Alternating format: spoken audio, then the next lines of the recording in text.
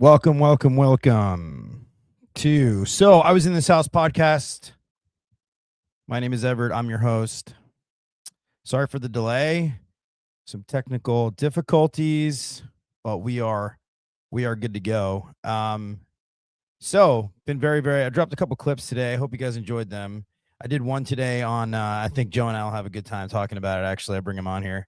We're going to do, I dropped a clip today about how in a training or a seminar, you typically only retain about 2%. You forget 98%, right? So many years ago, I had a trainer that talked about how you take the two, you make like mental bookmarks and you say, hey guys, this is the 2% that I need you to remember.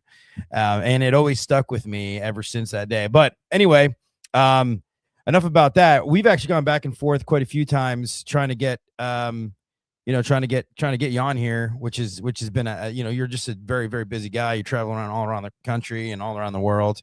You got a lot of important things to do. Yeah, I'm glad. So, anyway, Joe, for those people that are going to listen to this who have really no idea who you are, which most people I think that listen to this do know who you are, but for those that don't, why don't you introduce yourself? Tell us who you are. Well, I'm Joe Crisara, America's Service Coach. So I'm just here to, first of all, let me just start by saying, Everett, how fortunate I feel to be here because, it's people like you who are the conduit between some of the best practices that have been developed over the history of service contracting. And it's going beyond, and today's show is going to be a great one because we're not going to talk about the past. We're going to talk about the future today. And definitely I'm honored to be here because I do feel like the future is just a variation of what we learned and what we stacked in the past, all the different ideas and wisdom from the past, and turning it into a reality of the future. So that's what I'm here in the present moment, so we can do that as well. So thanks, Everett, for inviting me here, and all of you. I'm here to help. I'm here to serve. I'm not here to preach or tell you what to do. I will give you options, as you probably know, Everett. I'm famous for that. I don't ever tell somebody what to do. But what should we do, Joe? What should we do? That's the option you get. What should we do? It's this: either listen to me or don't listen to me. I'm fine either way. I release my need to be accepted, Everett. So I don't have a need to be accepted anymore. Isn't that, it's probably so freeing to be in a world where it is. I don't have to. I don't worry about what people think about me. That's kind of like thing I gained over a period of time. It took a while, but then I started realizing that you can't change what people think. You can only shape it based on your actions and what you do. So, When do you think that happened? I think when I was back in the early '90s, when I was in severe debt and financial stress, and I realized that no matter how bad a stress I got, that really nothing, all the bad things I imagined were going to happen, like I'm going to be homeless, they're going to take my house, they're going to take my car, they're going to take my family, and it turned out that none of that stuff happened. And so when people get all worried about the financial situation, I'm like, dude, you know how long it's going to take to take all your stuff from you? They got to go to court and spend all that money. They're probably not going to spend money on somebody who can't afford to pay them back. So that's what happened. I realized that, hey, really nothing really does happen. So just kind of like, Donald Trump in today's world is a very good example of that. Like, so what are you going to do if I attack a country? What are you going so you're going to take away my presidency? Go ahead and give it a try. See how easy it is, right? So it's interesting that when you try to test the system in a way that usually it's not as bad as you think it's going to be. And I think our imagination is where most of negativity lives. I think if we actually examine what's happening to us right at the moment, there's really nothing negative happening to us at all. You know what I'm saying? So I think that's one of the things that we all have to kind of look at, truth telling, if you will. There, make sense? So it's like the only thing to fear is fear itself. Well, you know what? It's like I say, fear is just a barometer that it's time to get off your ass and change and do something different. That's all it is. Like, it's because you're imagining an outcome that's negative, probably based on what you've just gone through or what you're going through now. But it's only an imagination. It's not something that has happened yet. Make sense? Yeah. So it's interesting you say that because I have a friend who said when you worry, you suffer twice. That's a good way of doing it. Good way of saying it. Yeah. I saw this clip. It was a couple of years ago, I think, and it was like it was Will Smith, and for whatever it's worth, no matter what anybody wants to say, the guy's had an incredible career and he's done some incredible things. And so I learned by listening to him. He said like everything. He said everything is like it's up until the point. Like he was jumping out of a plane, and he's like everything is like nothing has happened yet. It's just the leading up to the point. And it was a good, I don't know if I can, I'm a pretty like anxious kind of guy. So I don't know if I can ever kind of live like that, where we've got, you live sort of a worry-free world. But going back a ways, let's go all the way back. I want to this is my 17th year in this business, but this is your 30th? In the service industry, it's my 48th year in the service industry. Okay. So it's been a long time. I want to tell you, so actually you were the first introduction to like a systemized sort of sales training. I had worked for a company out of New Jersey, and this was many years ago. And this was, I'm talking like there was really no streaming. I mean, streaming was like starting to happen. There was YouTube, but all your stuff was like actual DVDs. Like we were watching your DVDs. Right. Yeah. It was a while ago, man. And, and I just remember learning your methodology very, very early. And I have a lot of appreciation for, what you've done. And going back in the day, I remember how excited I was when all these like groups right back in the day, all these groups were starting to get big, right? And like the social media groups, the Facebook groups and everything else. And I remember like having not met any people that I had like listened to their CDs or watched their DVD. And I remember like that like interactive, like, I mean, obviously we're all human, but it was just it's kind of weird because I felt like I siloed myself for like a really long time, and I just like drove around in my truck from call to call, and I never like met anybody. Like you're one of them for sure. But anyway, I just want to tell you that I appreciate you and what you've done. I think I've told you that before, but well, thank you so much. I really appreciate your having an open mind and allowing me to live a little bit rent free in your head, I guess, a little bit there. So yeah, I, I didn't have I to I didn't have to pay rent for it, you know? I think so. And so I'm really glad that two people that have spent so much time and obviously like from, a lot of what I've learned over the years, I've gone myself to run teams and coach, and I did a training this morning. And so, and I'm a person of abundance, right? There's so much out there. There's so much opportunity out there. And much like you, developed incredible things to try to just help people communicate better. And, but let's go back a ways. It's like, so I call this the state of the union and the future of this field, right? Mm-hmm. And there's a lot of noise, there's a lot of things going on in this field, but one of the things you just said, I'm going to kind of come in here, one of the things you just said was the future is going to be a culmination of what we've already learned, right? And then we're going to continue on from there. What did you mean by that? Well, I think I don't think any of the strategies that are going to happen in the future are really going to be very much different. I mean, but it will be impacted by the instant nature of what will be expected by consumers and what will be expected from service providers to not just do the old way where you get them on the schedule and all that. Because I can see right now a time where, well, it's actually happening right now. I do know companies that are like, you click a button and there's no filter. You just go right into a Zoom meeting with the sales rep or the person, and you're talking to a live expert.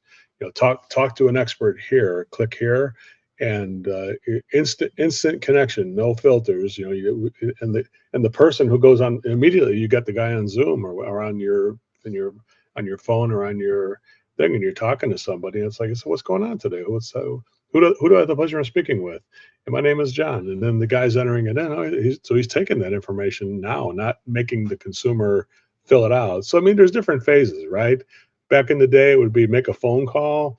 They'd write it on the schedule and put it on a clipboard or something like that. And then it got to be more, you put it in the software, dispatch the guy out there. And now it's like, text us and get on the schedule, or fill out the form and get on the schedule. Now it's like, dude, click a button and you got a live expert in front of you who's going to give you an estimate without even going out to your house. He's going to go to your house, look at the real estate listing on a website, give you options, send a guy out there to do all the project management after you sell it, you do the manual J sizing and things like that. So things are happening so rapidly.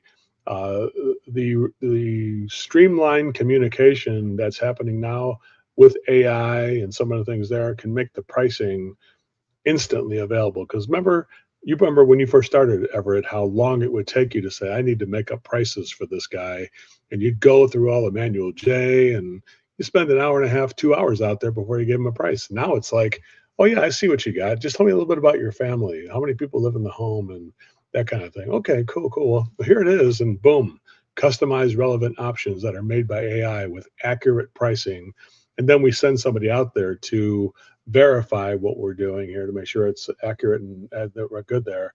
And I got some stories on that I can share with you that are going to blow your mind about what people are doing right now and what is happening. The future is actually right now, Yeah. for those who are bold. So I'm trying to get a gauge, because I, much like you, probably, I have an old school mentality. I'm trying to get a gauge if you are saying that you're embracing all of these tools and the way that these things can be done very quickly in a virtual sort of setting, or you're saying that you believe that there should be more of a process involved where you are taking more of an old school approach where you are doing proper measurements, load calculations, CFM, all this other stuff. Or are you saying that maybe both live in the present and the future? Yeah, at heart, I'm a scientist of human interactions. So I don't make a judgment one way, because if you show me, like if I came to you and you showed me something that's working good for you, I'd be like, man, what element can I use of that?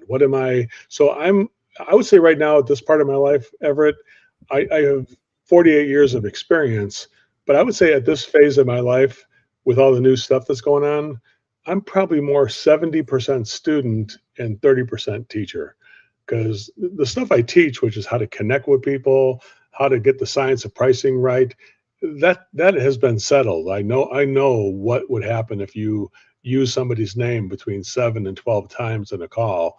I can tell what's going to happen. I can already give you statistics and data as to what will happen. So I'm more of a scientist of sales, connection, pricing, project management. What happens if you don't have the wife involved? What percentage of time is going to happen if you don't or you do?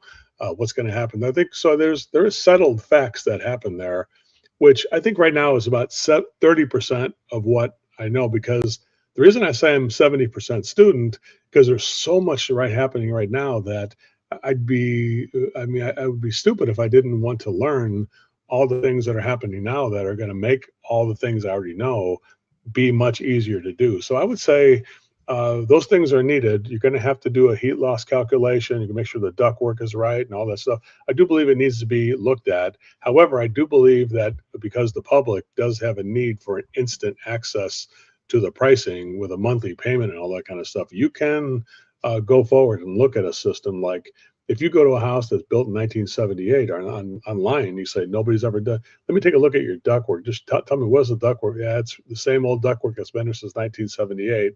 Well, I can tell you right now, we're probably going to go ductless, or we're going to fix the old ductwork first before we do the equipment. Makes sense? That is old school, but the new school part is I can give you a price right now and all that within about 20 minutes here. I'll give you a whole thing. The whole thing will take 20 minutes. By the time you call me, and the time you're buying, you'll have a new system bought within 20 minutes.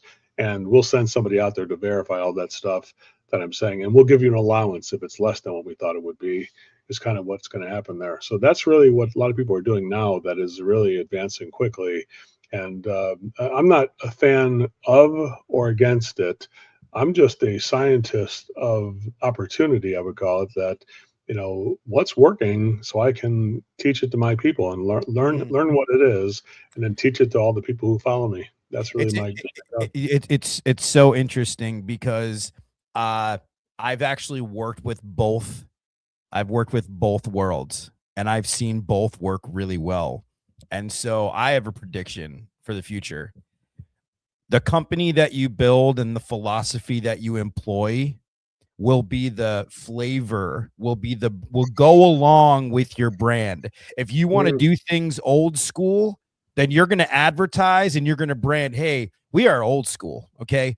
This is how we do business. I understand your need for speed, but man, we're only going to do this once every 15 years. Let's get it right. So but if you're, Gen Z, millennial sort of forward thinking, I actually think it's going to go the other direction. Like, hey, we're going to get you going really, really fast. My tech's already in the house. I'm going to do a calculation online with you right here. I'm going to pull up Zillow, blah, blah, blah, which if you were to rewind the clock, Joe, you and I both know that doing like a square footage kind of heat load calculation is most definitely not accurate. It's not the way to go. There's a lot of steps that are missing there. But but you're right. You could then say, hey, we're just going to do a verification. We'll get there, ensure that we can, verify sizing. So I've seen it both ways. I think that the virtual effect, though, in my experience, and maybe you can speak on this, I think the virtual sales aspect of it, where you have like a senior guy who's on the inside, who's kind of, puppeteering, if you will, through the technician. I think that it takes a very special type of individual that can do that from like an actual seat versus being able to look inside the house. I also think that you're going to miss opportunities, because if you had that guy in the house, I feel like you can do it more of an explorer, right? Where I can go room by room. I can say, hey, you're not comfortable over here? Well, the reason why is because this particular duct is kinked, and I think you miss a lot of things. So again, I've seen both worlds are going to win. I just think it really is going to come down to your philosophy as a business. Well, I agree with that. I agree. Whatever philosophy you believe in, that's what's going to rule. So, because the truth is, Everett, it's not going to be, you're not going to be successful if you're doing something you don't believe in. But if you do believe in it and you do think it's going to work, then you will not be stopped either. So either way are true. If you believe the old school philosophy is the way you're going to hang your head on it, and you know what, there'll be a certain percent of clients who are like, yeah, that's what I want. I want somebody to come out here and I want to get to know them. I'm going to give somebody $20,000, $30,000. I want to make sure who I'm giving that money to, not just anybody. Yet there are part of the population who's like, oh, a Tesla costs $110,000 and all I got to do is put $100 down. Yeah, let me just do that. And they just put $100 down in a mall, and they buy a car that's delivered next week or whatever. Right. And Well, they start payments for $1,200 a month. And that's, I see the parallel, but I've still not seen the type of results from just straight digital buying yet. I haven't seen it. I haven't no, seen it. the thing. It's the future, it's not the present. It's the future. It's That's because we're here to talk about the future, right? I think that it will be a better way of doing that than we have right now. But I do think you're right. I think there's a hybrid. Honestly, hybrid would be a live person going in the house. This is what's happening now. The most modern way of doing it. A live person going in the house for estimates or service or maintenance, and then a supervisor who's there able to communicate the bigger jobs, to watch what is happening on the small jobs, yeah. making sure the options are correct for the repair, capturing the repair, and then trading it toward the replacement is really the best practice right now, is what's happening now. I have been seeing that. I have reservations about it, but then again, it's not, companies that are doing it, they're highly successful. But I do have, I most definitely have some reservations about it. Danny Milze says, we have someone do that now over the phone while the tech is on site. And I think sometimes it's hard and off-putting to the homeowner sometimes. Yeah. So again, I think it really depends on your market, depends on what kind of company you have. In some cases, I know companies that have a very old school clientele, like older people. They want somebody out there. They want to, and maybe there's a world where it both lives in every company, right? We say, hey, let's do this virtually. I would like to say, I think there's markets that'll be very difficult, Joe. Like, not so much in North Texas. Everything's a split system, but like, dude, where I'm from in Jersey, like you have like so many different kinds of systems, asbestos remediation. You're knocking down boilers. You got hydronic, steam, wet legs. It's virtual. I can see a world where it'd be very, very difficult to do it, but not impossible. Not impossible. Yes, I understand that. I get that, and I think every the area different cultures. However, we also have to look at the future, which would be those systems that were once normal will probably be replaced by something that's not a little bit more streamlined and everything like that. So I think it's a work in progress, and I think you're right. I've seen both things work. Listen, I'm not bought into like, hey, you have to do it this way or that way. I think like I got a guy in Massachusetts, and there's 6 salespeople there. None of them do less than 5 million, and they all go into the house. They don't do the virtual thing at all. Yeah. I've got another company in Florida that does like 8 salespeople, and they only do the virtual thing, and they are doing 10, 12 million that way too. So they're so I've seen both ways be successful. And I think whatever you believe, either way, you have to have the right skill set and the right strategy for it to work properly. But because if you're using the wrong skill, the wrong strategy, then you'll stop believing it will work. And when you don't believe it will work, you're dead. Does that make sense here? If you believe it will work, you will. Right. Because why do we believe it will work?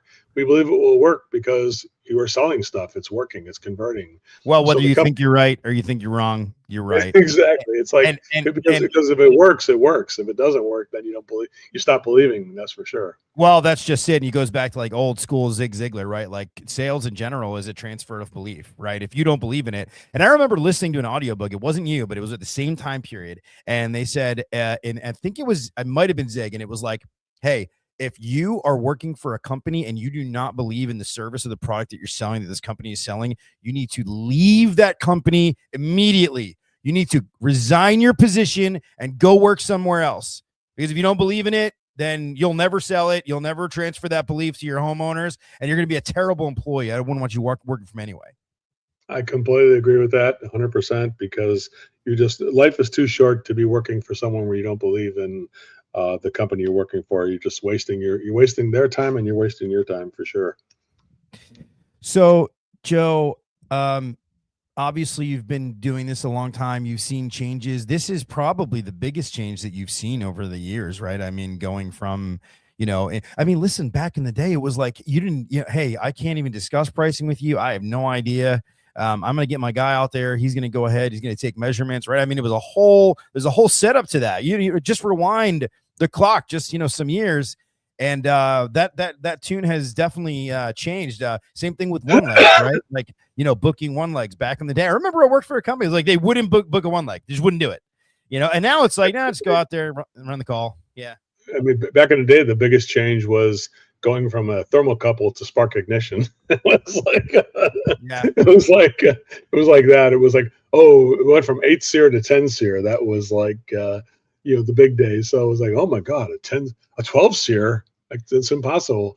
So it's like when R410A first came out with the variable speed equipment, we were all like monkeys looking at a football. Like, how's this thing even, you can't even hear it? How does it cool properly? It's like when we first heard variable speed, that was some of the changes that happened late 90s. And so there's been a bunch of different things that have happened, and then same with the HVAC equipment today with the Bosch systems and the ductless systems that are out there, and how people who are living in New Jersey or New York are not just getting boilers, but they're also getting ductless mini split to get instant comfort, so they don't have to wait for the boiler to cool or heat. Well, wait for the boiler to heat. So that's some of the changes that are happening in those communities. That's becoming more normalized than it was back in the day. Nobody would have thought something on your wall inside the bedroom was going to be acceptable. But there's tons of people in Massachusetts and New Jersey and New York who have a lot of. That's where most of the ductless mini split stuff is being sold on hydronic calls, where people are getting the boiler, but they're also getting the ductless. I know I sold like millions of dollars worth of ductless, but so a lot of that has to do with space restrictions. And so let me ask you, so how much of that was because I remember doing a training, and it was the people coming in from the manufacturers going, ductless is going to be the next thing. Like, this is what we're going after. We're going into an untapped market. And then I remember at the time, it had only about an 8% market share, and it's the largest, fastest growing market share in America, period. So how much of that, though, was really the manufacturers making that push, creating awareness for the contractor, and then making awareness for the homeowners? How much of that was actually education? I think a lot of it. And I think just like everything else that's advanced, tankless hot water, the public had to drag the plumber across the goal line on that. You ask an average plumber, hey, do you want to put a tankless in? They're like, hell no, I just want to put a tank. That tankless has got too many parts in it. It's not going to, there's no reason for it. Like, they tried to talk people out of it, but the consumer demand, made it happen. So that was not the manufacturer made it, but the plumber was the barrier as opposed to the person pushing it. And I think the ductless is the same thing. I think, and some of the advice I give people is that if you are in a market that you're not owning the ductless solution in your market, I'm not saying it's got to be 100% of everything, but it definitely has to be a good mix. And in a place like that, Massachusetts, that company where those guys, like the worst sales guy at the company does 5 million, and there's 3 of them that do over 10, 12 million, and one of them does 9 million. So the worst guy in the company does 5.7. They make fun of that guy, right? But in that company, I would say 60% of the stuff they sell is ductless. 40% is hydronic and forced air still too. But I think it's the consumer demand. When you show, basically, if you show the consumer and they say they want it, that's really, I think the consumer is the one who really pushes it forward. I really believe in that more so than anybody from the industry pushing it. There are some believers though, like there's some guy in Maine I know who does ductless, a lot of ductless in Maine, and he really believes in it 100%. That's all he does is ductless, nothing else. So, I mean, he believes in it. So when he believes in it, he becomes a huge ductless company that does $80 What a million. great lesson, right? If you believe in something, you can belief is the big one right there. What is your biggest red flag moving into the future? That's a good question. I think relying too much on technology and humans becoming lazy or entitled because of it, that's the red flag. The red flag is human entitlement, thinking that, oh, I have to do this. Can't we? 'Cause isn't there something else I can do? And then people are really good at putting themselves out of the job. Honestly, like, oh, I use this, I use that. Pretty soon, it's like, what am I doing? Really, just taking up payroll. So in a way, I really believe that one of the things that you and I think both believe in is that people in the workforce need to find a way to make yourself indispensable so you can be more valuable to your company, which makes more dollars on your paycheck, honestly. And I think it's more dollars for the company too. I think that's really creating higher value for yourself. My greatest fear and the red flag I see are people who are reducing their value by wanting to do less, or not, that they're acting more entitled. So I think the sense of entitlement in our culture now wasn't there back in the 90s or 70s or 80s. I think the sense of entitlement that I see in young people who think that money should just come to me because that's how it always has done. I think young people who, no matter what they do, nothing bad happens to them. Like like when we did something bad, we would get an ass whipping. I mean, honestly, when young kids do something today, it's like, oh, Billy, they won't even take away their computer privileges or whatever. So I think that's something that turns into an entitlement that, really, what are you going to do to me? So they don't want to go to school. They don't want to learn. The lack of passion for wanting to learn. I remember when I had a grass cutter and I turned it into a go-kart, Everett. You know what I'm saying there? And I'm like, dude, I don't need a go-kart. I'm going to make my go-kart. I took the thing down, had 4 wheels. I had a steering wheel on it, and I said, I'm going to turn this into a go-kart. And sure enough, I did. I had my dad's welder. I welded some stuff together. That kind of thing. Today, the innovation of people back when I was younger, I think that's the thing that we had to do because we were in a very manual world, and now there's lots of tools that are available to you, and some of these tools can really help your business, and some of these tools are going to make you really lazy. And I'm really proud. I actually have a partner that I work with. Actually, you're very familiar with, and I have I was in this house. I don't even have to read it anymore. Proud partner of My Method AI. Does this sound like you? Not enough time in the day, under a sink, facing a furnace, losing customers because you can't get to the phone in time, too many estimates to follow up with, and not enough time to get to them? My Method AI has solved this problem with their specialized AI employees who will book the call, follow up on the estimate, chat, and answer the phone 24/7, 365. Some companies have even seen as much as a 100% revenue lift after implementing. Not all AI automation companies are the same. My Method AI builds hyper-customized AI employees that are specifically tailored to your business with your processes, even down to the accent they speak in. So don't settle for an out-of-the-box canned solution. Book a demo today to see if My Method AI is a good fit for you. Visit mymethod.ai/inthishouse. That's mymethod.ai/inthishouse. My Method AI. We handle the busy work so you can do the real work. Thanks for that, guys. And just so you know, if you mention Service MVP and Joe Crisara, I will give you all of my scripts that you can use inside My Method to answer your phones and stuff like that. So just talk to our mutual friend Ben Avicoli, and he will hook you up with the Service MVP answering method if you want to. Yeah, we use it. You want to try it? Call Service MVP. You'll see the My Method answering person, the AI person there. She does a great job for us. Katie. Love it. She's fantastic. And what I love about it is that, like, they will literally customize it for you, whatever's going on in your business. And I just like it for people who literally like can't take on another head, or they need to. There was this one guy who did it over the weekend. He just tried it over the weekend. That was it. He was like, I don't know about this AI stuff. Just tried it over the weekend. And he like cried on Monday. He's like, I actually took calls. Like, I didn't even have to answer the phone. I was at my kid's soccer game. So it's pretty cool. I believe in it. I literally don't take on sponsors like on purpose, because if I don't believe in it, I don't take them on. Mhm. And they've been an incredible they've been incredible. Actually, you met them at Service World Expo, which was I was on stage over there. I want to pivot for a second here and talking about the future of HVAC sales. Do you see the manufacturers going to, like, you're seeing some of it where things are becoming more everything's going towards more variable speed.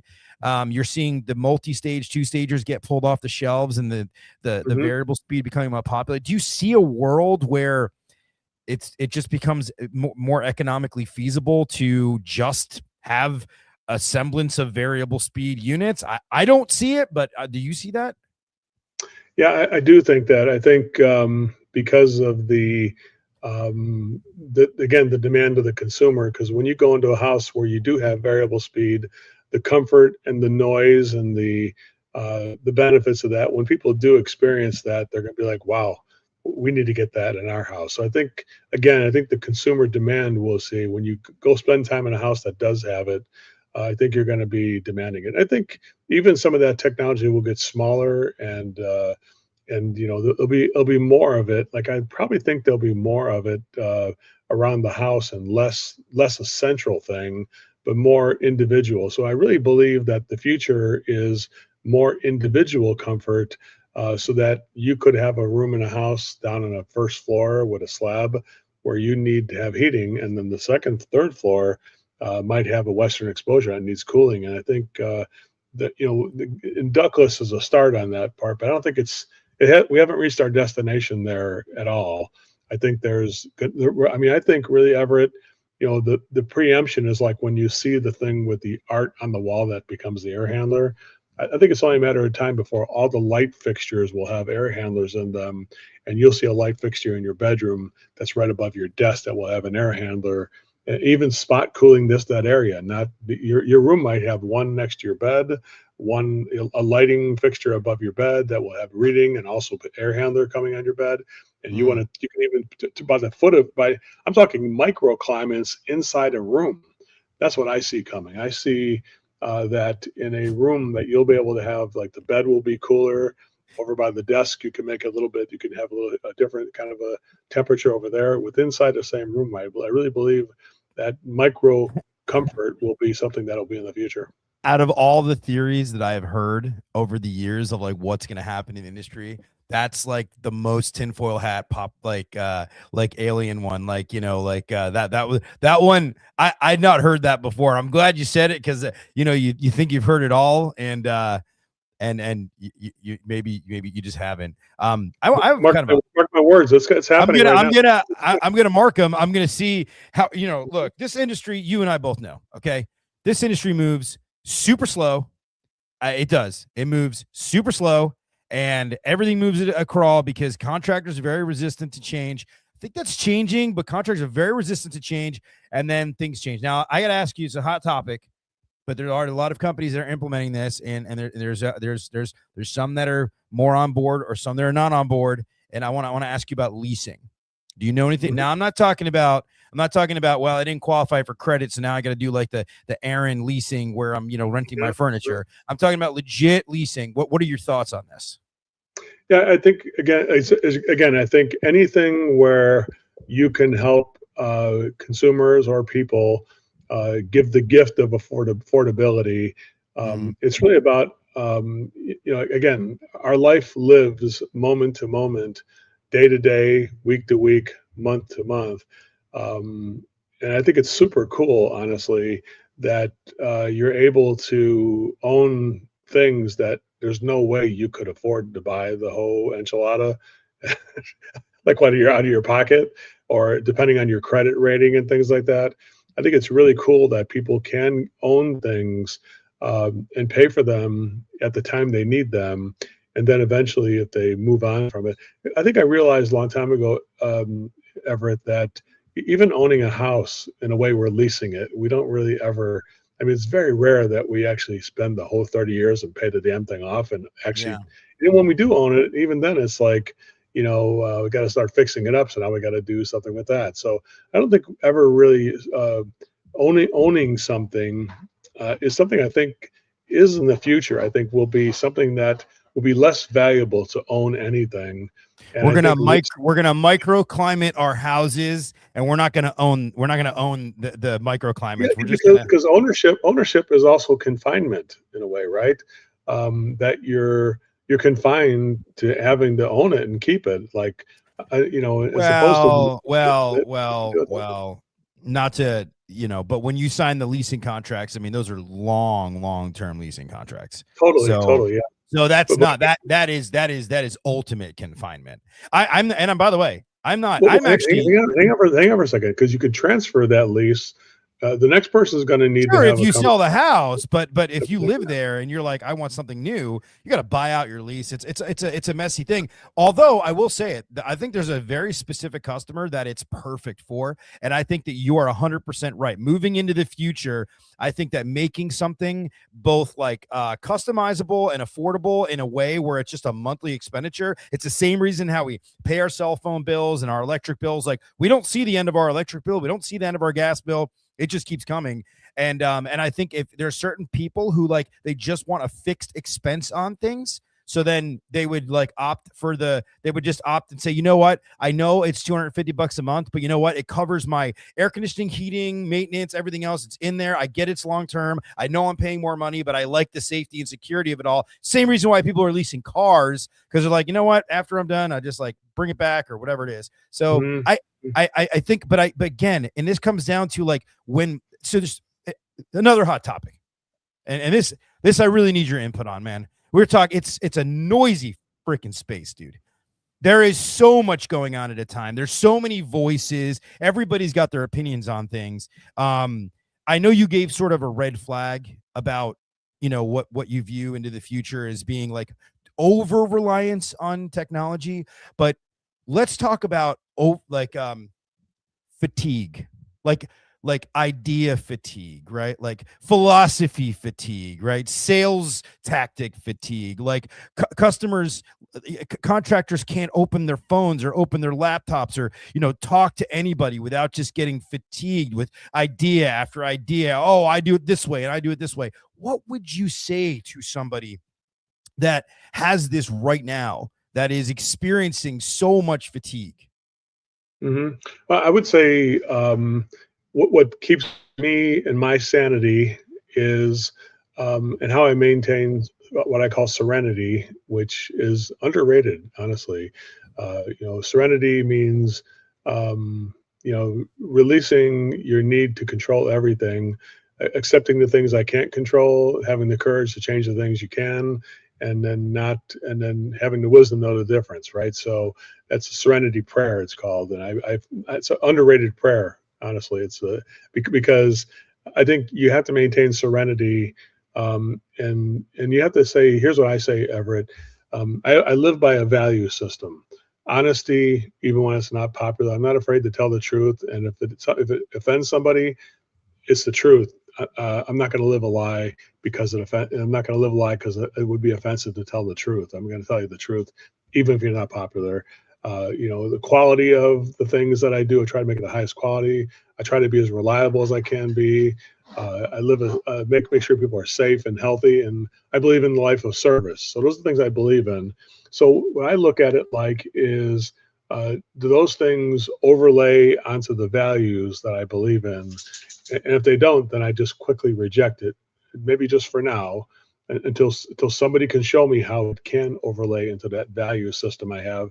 So I would say, if you don't live a life of values you believe in, and that you believe in it by your actions, not just your words, because people have mission statements and all that kind of stuff, but they don't maybe use their actions to do what they say they believe in. So the things you believe in are things you do. You don't just talk about doing it. And I think if those ideas that are coming to me don't align with the alignment of service to other people, to all the things I just mentioned there, I think then I just kind of put it off to the side for now, and I say that's something I'll get back to later, and just do some more on that later. But Right you're now, never really gonna get. You're never really gonna get back to them later. But I guess my point is everybody's got these ideas. So your tip would be quickly like just assess. Hey, does this align with what I'm looking to do or not? Should I give this effort? Should I give this thought or not? If you're in business, number one, does it fit into the team case? Is it going to make our team's job easier or harder? And how much will it differentiate ourselves? So number one, will the team culture fit the culture of our team in the solution you're looking at? Number two, is it going to be something that is going to make us money, or is it not going to make us money? Because if it's not going to make us money, I can't have something I think is going to make money. I have something where it's going to make us money. Number three, it's got to be a differentiator, like making us better than. I don't want to do something everybody else is doing. I want to do something different than other people are doing. So that's really what I would say are the three things to start with, right?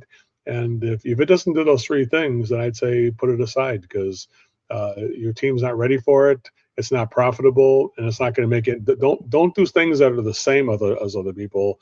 Do things that are different, because you and I both know, Everett, that the top 5% of contracting companies out there, service companies out there, are probably responsible for 90% of all the revenue created by all the companies out there. Make sense?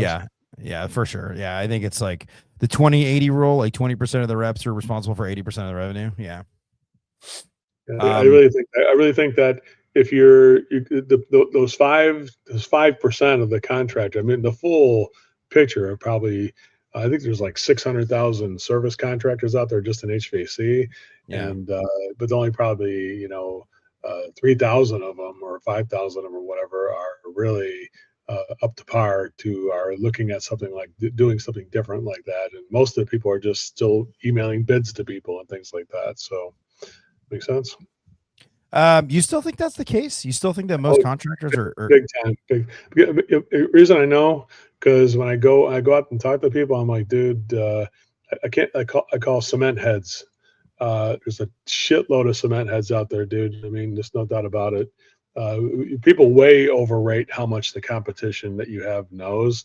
There's still people out there giving a Post-it note to a sales guy and saying, hey, this guy's looking for a bid, give him a call. Like, they're still doing that, believe it or not. 90% of the population is doing that right now. So even if they got Houseco Pro, they're still doing it. They just use Houseco Pro as your cash register. They don't use what it does. So so there's a lot of people using Service Titan who do all that stuff too. They don't even use they pay for it, but they're not using it. They're not doing it. Does it make sense? Oh, don't even get me started. You're absolutely right. I know so many people that are using like those CRMs. I got to tell you, I mean, what are you, another very, this might be pretty unpopular or at least a little, controversial, but I watched a company grow from literally up to like a $70 million company without even using a customer facing CRM, literally handwritten, like old school Joe Crisara. Here's my, 4 to 6 options. What should we do? And I literally watched, I was a part of this company. I mean, I'm sorry. And I don't care. And look, I'm sure there's all the moguls and the gurus in the world that are going to listen to this are going to say, well, that's just not, we live in a world that's totally different now, and you got to use the CRM. You got to use all the quoting platforms, and that's fine. I think that there's a place for that for a lot of people. But you give me a pen and a paper, man, I will sell out everything your fancy schmancy CRM. I promise you. Well, I have a guy in Florida who went from startup to 53 million in 2 years. He has Service Titan, but he does everything on pad and paper still. He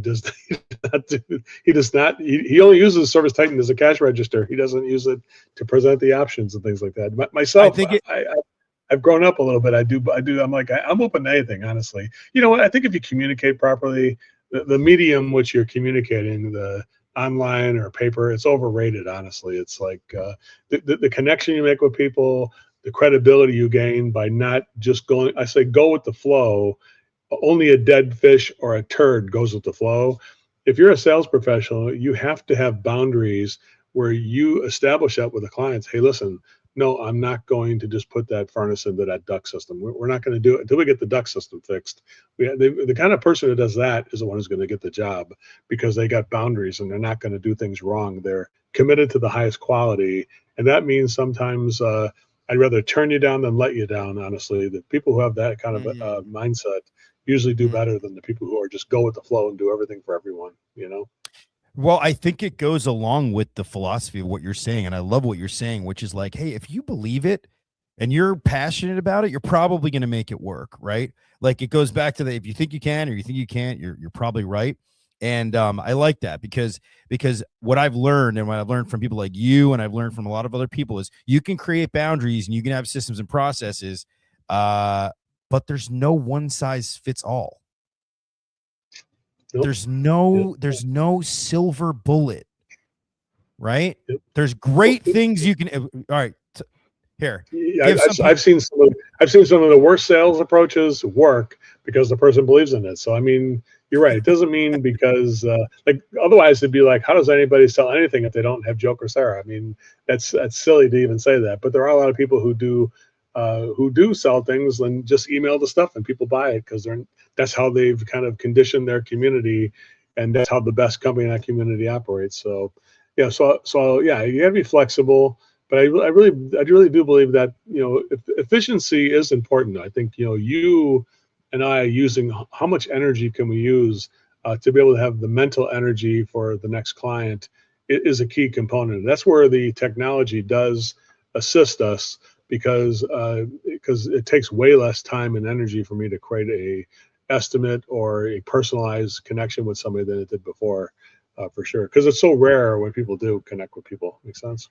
Alan says, I don't want to outwork the next guy. I want to work less for the same money. CRMs and automations make that possible. Smarter, not smarter, not harder. Alan, I wholeheartedly agree with that. But like for some people, right, I think that I think Joe said it on, like, hit the nail on the head. It's like, if the communication in which you, like, the trust and the things that sit behind the curtain are way more important than what sits in front of the curtain. I agree. Sales without Joe Crisara is harder work. He's not wrong, Al. He's not wrong, Alan. I think I agree with you there too. Thank you, Alan, for saying that. I do have. I want to ask you something. I want to get a little side question here on you here, but I want to pay homage to my other sponsor, Cooper Hunter. Unit runs efficiently up to 19 SEER 2. You guys don't use Cooper Hunter. You BTU capacity that ranges between 18 to 55,000 for indoor and outdoor units. Compared to a traditional gas furnace, Peak's revolutionary design is ready to step in without a hassle, thanks to its adaptive multi-voltage. True high-performance hyper units provide a 100% heating output at -13 degrees. Looking inside the unit, the new M-Coil is highly efficient and provides a better airflow that reflects in a higher static pressure. Our Smart Kit is included, giving you access to control your device from the comfort of your phone. Peak stands for powerful, efficient, auto voltage detection, and quiet. To learn more, visit our website or talk to your local distributor. Cooper and Hunter, addicted to comfort. So the name of this podcast is by the way, I want to talk about ductless and like VRV systems. They're awesome. I actually know people that started using them literally from listening to this podcast, and they're like, they love the features. It's actually pretty cool. Joe, the name of this podcast is So I Was in This House. So I gotta hear a story, a tale, if you will. Oh, you want to hear? I was just, well, I'll tell you when it happened last year. I was in Seattle, Washington, working for a company up there, doing a ride along with somebody, and I was in this house. So I was in this house, and I had this lady goes like really, she must have been definitely in her 80s, and she's like, so what's the reason for the call today? Who do I have the pleasure of speaking with? I said to her. She goes, yeah, we're I want you to take a look at our furnace and see if you think we need a new one. And I'm like, okay, so what's the reason why you think you need a new furnace? He goes, well, we really don't need it at all, but we thought we'd look at it anyway because my brother who lives with us, he gets cold, so we're thinking about doing it. Because right now we have a fireplace, and they had a garage that they turned into a living room, and they had a big wood burning fireplace with a fan on it. They said, yeah, the fireplace heats the whole house, so we don't even need it. And I'm like, okay, well, if you don't want to do a new furnace, we could just stop. She goes, no, my brother does need it. I said, well, if I could do that, what would happen then? She goes, yeah, I'd like to get the furnace installed so he could be comfortable too. So my sister, who's 94, my brother, who's 92, and I'm 80. I'm the baby. I'm 84. And I'm like, okay. And so I'm looking at the kitchen, and there's like, what's that thing moving over there? And sure enough, there's a mouse or whatever coming through the register. And I'm like, hey, they got this mouse coming through the register. She goes, I know. That's why I got that hammer next to the register. She had a hammer next to the register. And the register was all beat up because she tries to hit the mouse with the hammer every time it comes up to the kitchen. So we're like, let's go take a look at this thing. So it's in a bedroom. It's a closet in a bedroom is where the furnace is located. It's a weird house, like a ranch house, a narrow ranch house, they made the garage into a living room, right? And so you could tell this is just like a shit show. And so anyway, we look at it and we're like, there's not even a foundation under the house. We tried to look and see how do you get under the house, look at the ductwork. You couldn't. And they had a hatch that opened up in the closet. We went down there, and we saw it was just dirt. There was no foundation. There was 4 logs that the whole house was sitting on. It was like a wooden foundation, and they just dug out a place where the ductwork went. And we looked in there, and sure enough, there was a lot of, the ductwork was all chewed up and torn up from mice and things like that. And so we're like, oh my God. So we said, we told them, we said, listen, we looked it up. We said that we started thinking about the only way to do it was ductless. And so, because we couldn't put anything in it was a flat roof on top of it, Everett. They couldn't even nothing in the attic you could do. It's in Seattle, Washington. Flat roof, no crawl space, just a trench they dug out for the ductwork with the downflow furnace with the return duct going into the living room. So we're like, this house needs ductless. So we did wind up giving them an option for $59,000 to do, personal. We called it personal air conditioning and heating in every room of the house. We don't even need air. I said, yeah, just turn it off. You don't need it. I said, yeah, then just don't use it. Then don't use it. She's like, oh, that's good. That's right. You don't have to use it. This way, your brother would have individual personal comfort for him, and the rest of the house you could just use the fireplace. We told her, and she was like, oh, that's a good idea. And I'm like, well, she goes, how much is it going to cost for all that? I said, well, take a guess. What do you think we're talking about for that premium option? It was $59,000 for all that, right? And she goes, I don't know. It sounds like $100,000. And I'm like, well, actually, it's only $429 a month. And she goes, oh, that's not bad. Yeah. She goes, what if I paid cash though? I said, well, then it'd be $59,756. She goes, yeah, because we got $3 million from my dad when he died, so we could just do that. And so she gave us. Listen to this, Everett. You think she was I'm like ready for a check? No, she's like, let me get you $50,000 on our safe. And I'm like, are you? No, I said, you're not going to actually get. She goes, I got it right here. And she had this gigantic safe in a different bedroom with a vault. Like a vault that was 5 foot tall with a shitload of money in it. And she had stacks of new money, put it into a lunch bag. Could you imagine? We had to sit there and count that. We had to count it like 3 times to make sure that it was going to be 50. She would just take 60,000. I mean, it must have taken you an hour to count it. You can't even. It took us an hour, 90 minutes to count all them. We had to count it 3. We counted it 3 times just to make sure because it was like crazy. And it was 100% down payment. I mean, I wasn't planning on that one, but that's the one that came to mind in the last year. You were consulting with a company, and they happened to be in Seattle, Washington. And you were just out on a ride along. Yeah, ride along. It was on a ride along. It was the greatest ride along ever. That sales rep made a $60,000 sale. That's crazy. Yeah, it was just he was just a maintenance tech. We're just doing we just thought just go out there and look at this thing. It's an old house. She said she wants to just see the status of it. That's all. She bought the maintenance thing for us to go out and look at it. Turned into all that kind of a thing. So that's wow. Isn't it amazing if you do a proper maintenance and you establish rapport and you bond in rapport and you have good conversations and you give awesome service, the things that you can uncover when you just ask a question like, hey, is this system comfortable for you? Have you had any issues with it? If you just talk to people, isn't it amazing the amazing things that can result from that, Joe? Well, we met 3 new friends on that day.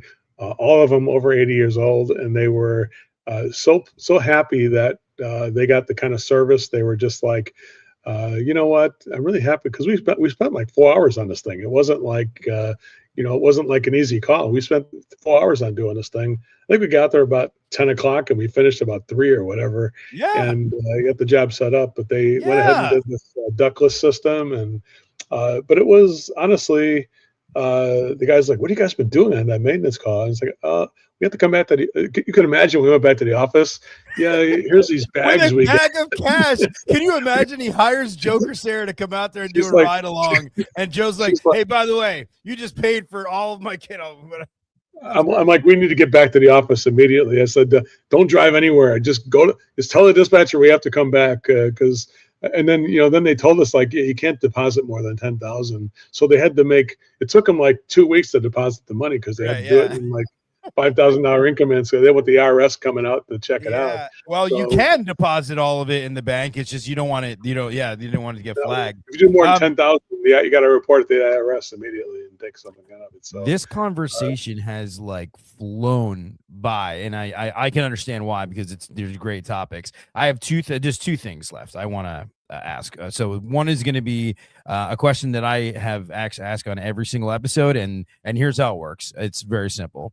What is one, and then you may have already told this, but I want you to think about this. What is one customer experience that you've had that shapes you, that you quite literally look back, you wear it on you like a backpack, that everywhere you go, it was so profound that you became changed in some sort of way because of that customer experience?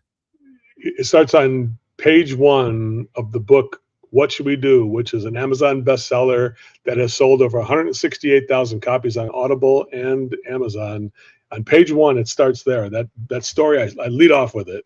I had a customer that my technician was out there, and he calls me and says, yeah, this woman, Mary, she was one of your original customers from 1985, and this is 1991. She goes, I showed her the price. She has a bad heat exchanger. I showed her the price for a new furnace, but she says she wants to talk to you. So she put me on the phone.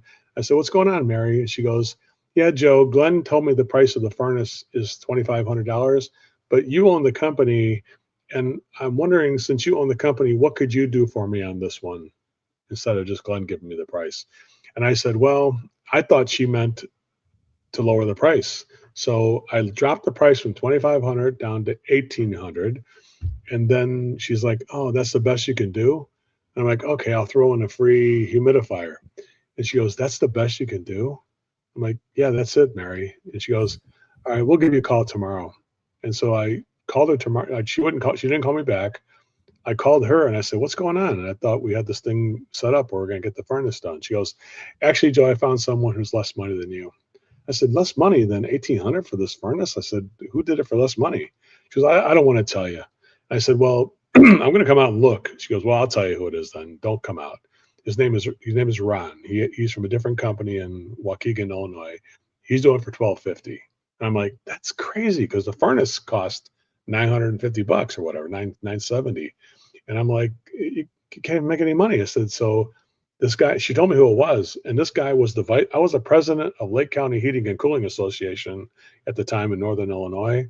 And Ron was the vice president. So I'm like, I'm going to tell Ron, I can't wait to talk to him on Tuesday. We're going to meet next Tuesday. So I talked to Ron. I'm like, Ron, what the F are you doing dropping your price to $1,250? And he goes, Joe, where did you get that information from? I said, Mary told me, my customer told me. He goes, Joe, I have the contract right here. You want to see it? And I said, yeah, what is it? He goes, click, click, opens his briefcase and pulls out a proposal with a check stapled to the top of it for $9,857. And so I'm like, holy shit. I said, he had the furnace, the AC, he did the humidifier, air cleaner, 10 years of service and pads and filters and everything. And I'm like, why didn't Mary tell me it was $1,250 you did? She goes, Joe, we did talk about you. Mary and I talked about you. Because when she told me that she was your customer, I told her, you know what? Joe's a good friend. I don't want to take his customer. If you are in a relationship with Joe, I don't want this job. And she said, don't worry, Ron. When I asked Joe what's the best he could do for me, instead of coming out to my house and giving me all the prices like you're doing with the furnace and AC and everything, he just lowered the price and went cheap on me. And so I tell Joe, go screw yourself, because he should have come out here like you did. Instead, he sat on his ass and didn't leave the office and tried to sell it over the phone. And there you go, Everett, right? Selling over the phone, part of it there. That scarred me for life. I thought I was too expensive, but let's go back on that, Everett. When she said, Joe, what can you do for me? She was asking me to get off my ass and go out there and do better service. Instead, I just dropped the price thinking that she wanted a lower price. So this whole thing could have been cleared up by one thing. Mary, what would you like me to do for you? And she would have told me, Joe, could you come out here and look at this so I can get the furnace and AC and everything? She would have told me. But I never bothered to ask that one question.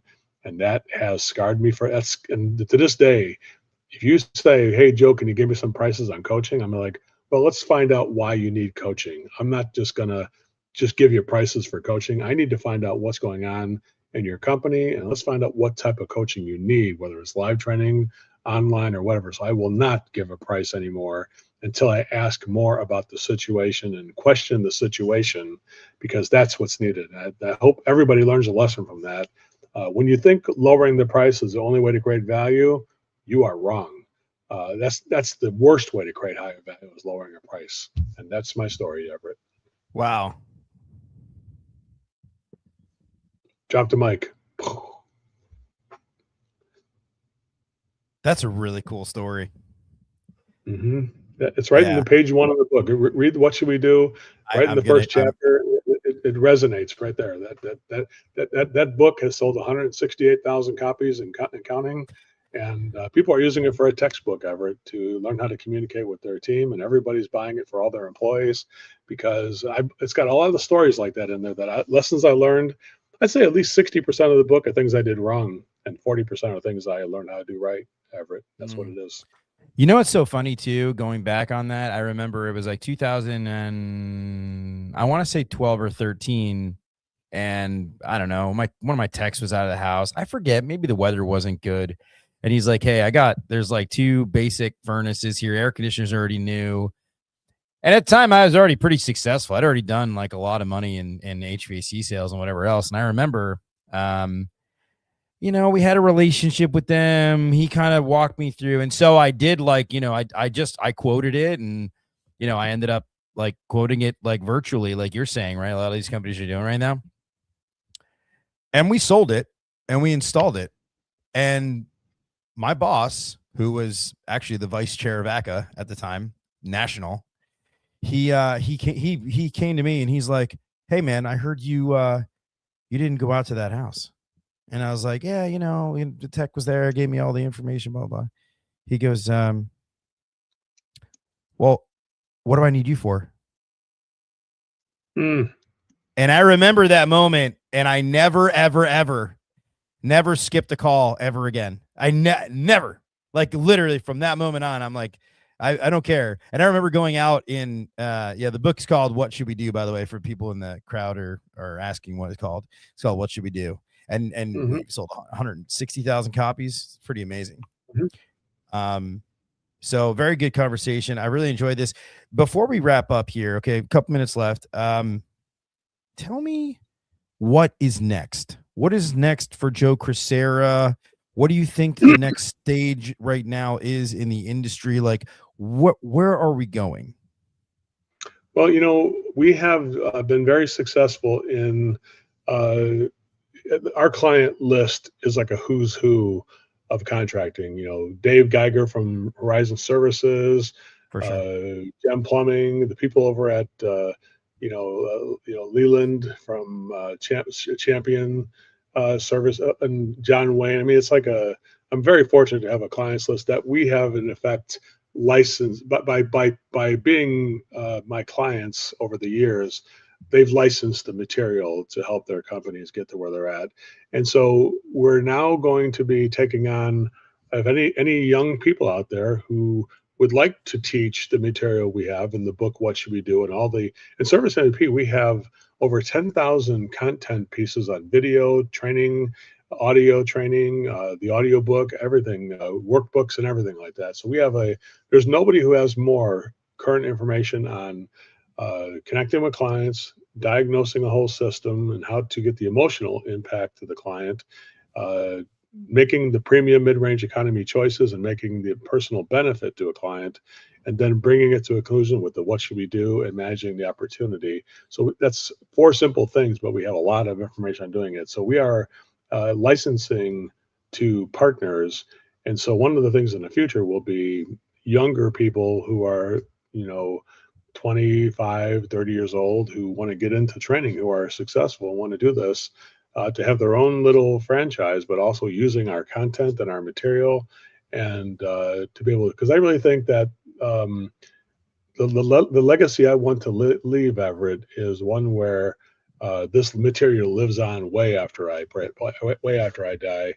And who knows how long I have. If I get 20 years out of this body, I would thank my higher power for sure if that was to happen. But if I don't, I want to make sure that this material, which I believe is called pure motive service, the motivation to serve others, and those things I mentioned before, are things that I think are universal, that will live on no matter how good technology gets. If that technology doesn't support pure motive service, it won't be sustainable. I just believe that. And so I think the licensing of the material, having younger people who are partners with me to teach it, intellectual property to license that out to people, I think is the future of what I have to offer. And we do have technology like the Option Builder AI program, which takes conversations and puts them into a pricing program and spits out all the observations and the solutions in 7 seconds. That's huge right now, and it's very scalable, and it's only like $99 a technician to do it. And it's like things like that are going to be the things in the future. I believe they're going to leave a mark and legacy. So that's where I see the future for me.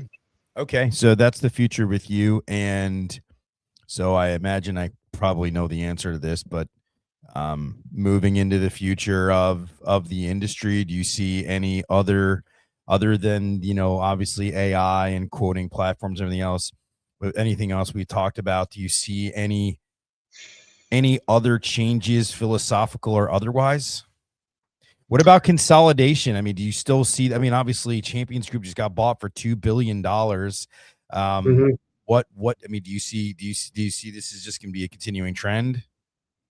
Yeah, I think that there'll be more of, I think the best, the thing where best practice groups are controlled by a small amount of people that gather big crowds of people. I really believe that with like group sourcing and things like that, that contractors are really good right now at finding their way to be together without a central control, like even Service MVP or Nexstar or Certain Path and those kind of companies. I think that was good for its time, but I do think that those concepts may be dated.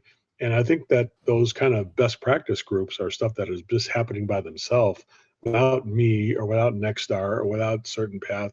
And I think contractors are smart to do that. Honestly, I don't fight that. I think that's something that I think is great. I think contractors getting together and doing their own consolidation without having to have Big Brother do it for them, I think that's something that I believe will be something that the only way to survive will be to work together. One thing I just say, one thing that's a big value, I believe, Everett, nobody can do anything by themselves. You do things by yourself, it becomes isolated. It becomes a dark path you're walking down when you walk by yourself. When you walk with other people and you serve other people and you work together with other people, that's where our higher power exists. That's if you believe in a higher power, And I do believe in a higher power because whenever I'm drawn to do things wrong without me wanting to do things wrong, I have to believe that's a higher power to do things wrong.